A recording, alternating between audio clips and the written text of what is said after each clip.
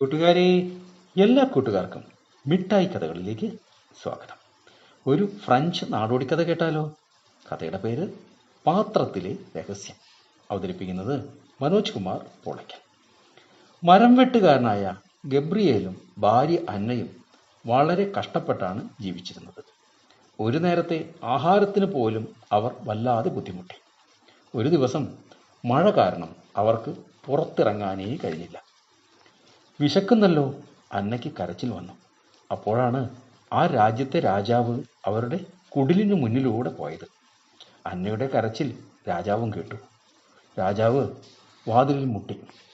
വാതിൽ തുറന്ന ഗബ്രിയേലിനോട് രാജാവ് ചോദിച്ചു, എന്തുപറ്റി? ഗബ്രിയേൽ സ്വന്തം കഷ്ടപ്പാട് വിവരിച്ചു. അപ്പോൾ രാജാവ് പറഞ്ഞു, ഞാൻ പറയുന്നത് കേൾക്കാമോ?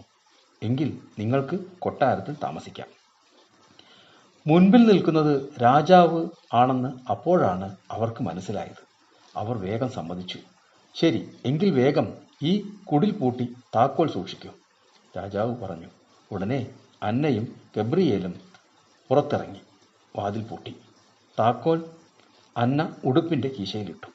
എന്നിട്ട് രാജാവിൻ്റെ കുതിരവണ്ടിയിൽ അവർ കൊട്ടാരത്തിലെത്തി. ഇന്നു മുതൽ നിങ്ങൾക്ക് ഇവിടെ താമസിക്കാം. തീന്മേശയിലെ ഏത് പലഹാരങ്ങളും എടുക്കാം.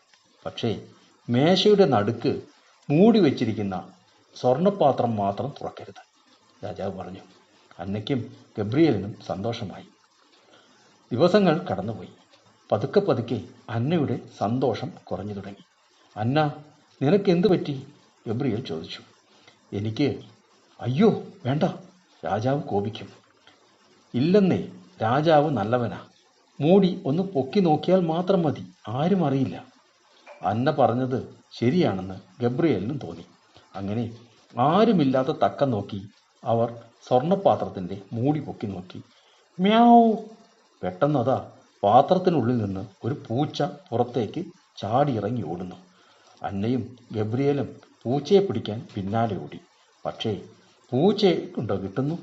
പൂച്ച കൊട്ടാരം മുഴുവൻ ഓടി നടന്നു. വലിയ ബഹളമായി. അതറിഞ്ഞ് രാജാവ് എത്തി. നിങ്ങളെ വിശ്വസിക്കാൻ പറ്റില്ലെന്ന് മനസ്സിലായി. വീടിൻ്റെ താക്കോൽ കയ്യിലില്ലേ? ഇപ്പോൾ പുറപ്പെട്ടാൽ രണ്ടുപേർക്കും വേഗം കുടിലെത്താം. അക്ഷമ കാണിച്ച സ്വന്തം ഭാഗ്യം തട്ടിക്കളഞ്ഞ മണ്ടത്തരമോർത്ത് അവർ സങ്കടത്തോടെ കുടിലേക്ക് മടങ്ങി. കൂട്ടുകാർക്ക് കഥ ഇഷ്ടമായോ? എങ്കിൽ പുതിയൊരു കഥയുമായി നമുക്ക് നാളെ കാണാം. എല്ലാവർക്കും നല്ലൊരു ദിനം ആശംസിക്കുന്നു. Story uncle.